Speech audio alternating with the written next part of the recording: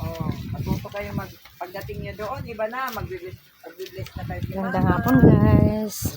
Katatapos na ang aming children ministry. Ayan po ang aming gawain ngayon sa mga kabataan. Ang aming pastora. Ayan po sila, ang aming kabataan na tinuturuan ngayong hapon.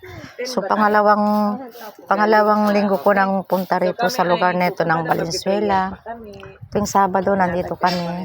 Kaya ayan po sila.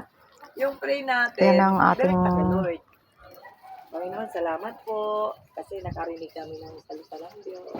Sana laging malakas si Tita Edith. Para lagi namin siya nakasama. O ito kanino pa? Nandito kami ngayon sa Valenzuela. Katatapos lang ang aming gawain sa mga bata. Ayan po. At kami rin ay pauwi na rin kasi tapos na ang aming gawain. Babalik na kami sa ating church ngayong hapon. Maraming salamat sa araw na ito. Ginabal kami ng Panginoon. Ayan po ang mga kabataan ngayon. Tingnan niyo po. Yan sila. Yan sila.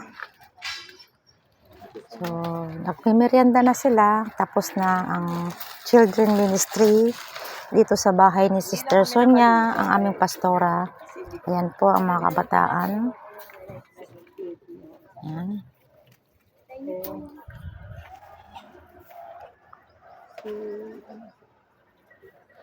Okay, kaya na kayo. Thank you, ha. See you again sa Saturday ulit. Ha? Pwede na tayo. Magbabadminton tayo dito. Sayang, palis na kami. Dapat naglaro pa tayo dito. Sa susunod sa bakasyon, Ayan po ang aming pastora. Ha? Isip kayo ng palaro.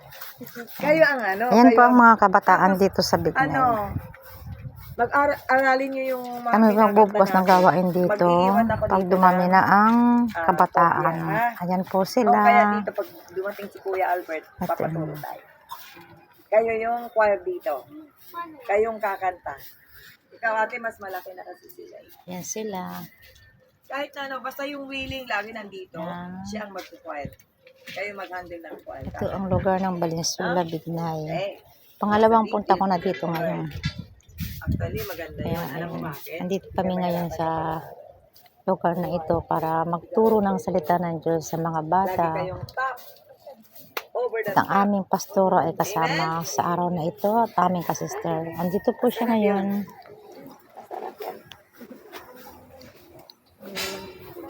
Ito, ano, ibigay mo to. Sino nandyan? Ibigay mo na to ate. Gusto mo pa nito din? Ate, dali mo na dyan. Wala nang andito, kulang. Kompleto. Bigay mo na ito dyan. Kayo po. Hindi. O, ito may kape na ako. Ito ba?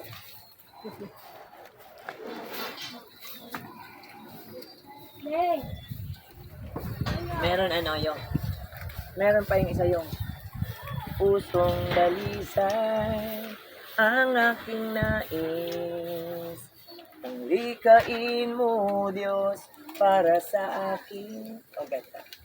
Pusong dalisay ang aking nais. Oh, tarong na. Kunin mo. Ang likain Thank you so mo, much. Diyos, para sa akin. Sa araw na ito, salamat. Isang pusong tapat. Paki-like lang po at paki-share. Nagmamahal. Paki-subscribe sa aking YouTube channel, Bet Paragas Vlog. Maraming salamat po. Maraming God bless us all. Bye!